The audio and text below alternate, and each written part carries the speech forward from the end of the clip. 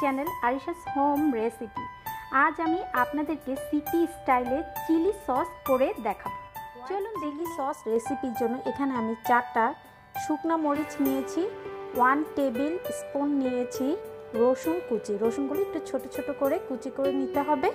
আর নিয়েছি 1/3 কাপ চিনি, 1 table spoon নিয়েছি cornflour, 1/2 table spoon tomato sauce, 1/2 টি স্পুন নিয়েছি আমি লবণ, আর নিয়েছি 1/3 কাপ হোয়াইট ভিনেগার, আর লাগবে 1 কাপ পানি।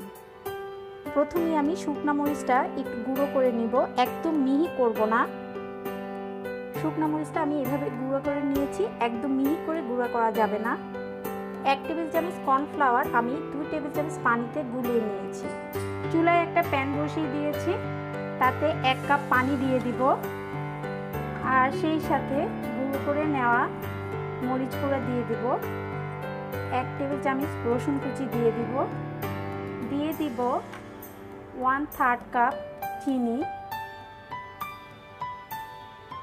আর সেই সাথে দিয়ে দিব 1/2 টিস্পুন লবণ, আর দিয়ে দিব 1/2 টেবিল স্পুন টমেটো সস।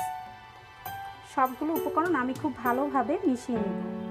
চুলার আঁচটা মিডিয়াম লোতে থাকবে। 1/3 কাপ হোয়াইট ভিনেগার দিয়ে দিব। পানিটা যখন একটু ফুটে উঠবে এ পর্যায়ে আমি 1 টেবিল চামচ কর্নফ্লাওয়ার দিয়ে দিব। কর্নফ্লাওয়ারটা দিয়ে কিন্তু খুব দ্রুত নাড়তে হবে। চিলি সস একদম রেডি। এর ঘনত্বটা আমি একটু আপনাদেরকে দেখাচ্ছি। এটা কিন্তু দেখেই বুঝতে পারছেন এটা খুব বেশি ঘন হবে না, আবার পাতলাও হবে না। আর এই চিলি সসের ক্ষেত্রে কিন্তু চিনি আর ভিনেগারের পরিমাণটা একটু সমান রাখতে হবে। এবার আমি এটা পরিবেশন করে আপনাদের দেখাবো। হয়ে গেল চিলি সস। এর ঘনত্বটা আপনাদেরকে একটু দেখাচ্ছি। ভিউয়ার্স দেখেই বুঝতে পারছেন এর ঘনত্বটা কীরকম। আশা করি আজকের রেসিপি আপনাদের ভালো লেগেছে। ভালো লেগে থাকলে প্লিজ আমাকে সাবস্ক্রাইব করতে ভুলবেন না। সবাই ভালো এবং সুস্থ থাকবেন। আল্লাহ হাফেজ।